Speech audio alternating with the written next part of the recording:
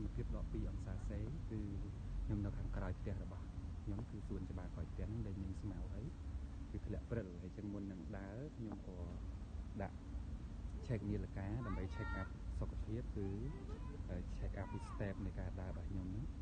គឺខ្ញុំដាក់វាគឺដាក់ខ្ញុំ start វាហើយ start ដើម្បី check ពីចំនួន step ចំនួន calorie ចំនួនជំហានបេះដូងដែលខ្ញុំនឹងត្រូវធ្វើលំហាត់ប្រាណចឹងទៅអូខេតើ let's go ទាំងអស់គ្នាធ្វើក្រៅដើម្បីទិញបាយឈើទៅហូបឲ្យបានហាត់ប្រាណផងហើយចូលលាក់ច្រើនចូលលីដល់ចិត្តសាចិត្តផ្ទះ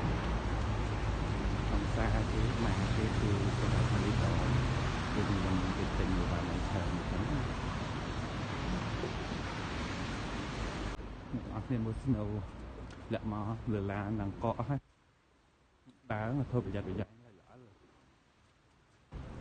នឹកជើងដែលយើងដើរហ្នឹងគឺនឹកជើងតែអត់ជាទឹក waterproof អញ្ចឹងណាហើយមើលកកាយខ្សាច់ខ្សែ snow ឲ្យឡាន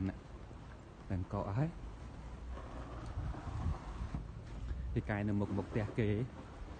ខ្ញុំមិនដើរហាត់ប្រាណលេងតិចដែរប៉ុន្តែធ្វើម៉េចបើយើងអត់ចេញក្រៅហាត់ប្រាណសោះក៏សុខភាពយើងអត់ល្អអញ្ចឹងណាតាមថ្ងៃមុនមកពីដើរលេងអូស្ត្រាហើយនឹងប្រាកឈឺអត់ស្រួលខ្លួនអញ្ចឹងហើយគាត់បានថតវីដេអូឲ្យបានចេញមកគេឥឡូវជីហើយគាត់បើក៏ចេញវីដេអូខ្លះពីទស្សនវិជ្ជាធ្លាក់ព្រិល winter នៅទីក្រុងប៊ូដាប៉េសហើយថ្ងៃទី10បងប្អូនទាំងអស់គ្នាកុំភ្លេចតាមដានវីដេអូសកម្មភាពពិសេសក្រៅស្រុកយើងទាំងអស់គ្នានឹងទៅដើរលេងនៅប្រទេសបារាំងប្រទេស Basic ប្រទេស New Zealand ហើយនិង Luxembourg ទាំងអស់គ្នា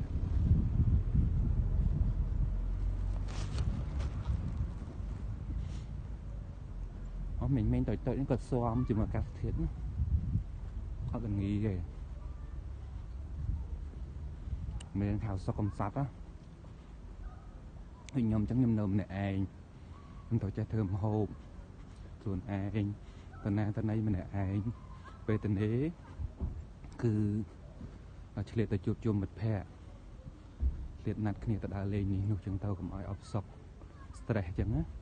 ឡូវខ្ញុំរៀននៅហុងការីនេះនៅសាកលវិទ្យាល័យ LT នេះបានមកឆមវាហើយ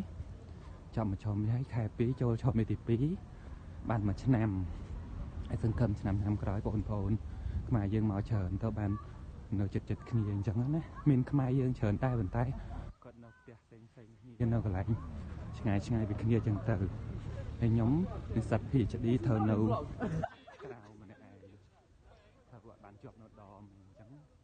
នៅផ្ទះជួលម្នាក់ឯងរៀងកំសត់ដែរប៉ុន្តែឥឡូវរៀងស៊ាំហើយប៉ុន្តែពិបាកនៅពេលនឹកផ្ទះពេល